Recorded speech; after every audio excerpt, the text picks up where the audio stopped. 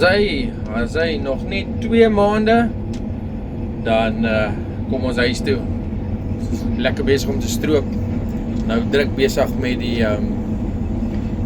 native seed grassade wat ons hierso doen.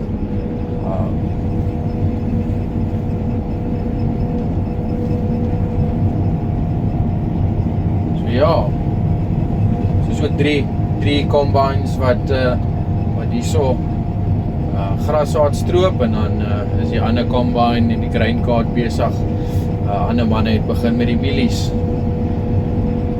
Kan nie wag om huis te kom nie. Is nou te lank hierso.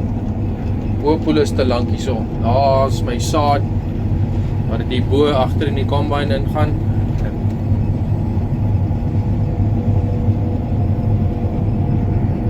Mens sien daar agter is waar die saad ingaan. Maar ja, kan nie wag vir 'n lekker kamp, braaivleis vuurtjie, rustig braaibroodjies, Suid-Afrikaanse botter en brood en Suid-Afrikaanse hout.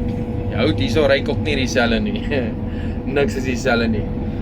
So ja, Desember is om die draai, kan nie wag om huis toe te kom nie. Gaan 'n lekker tyd wees.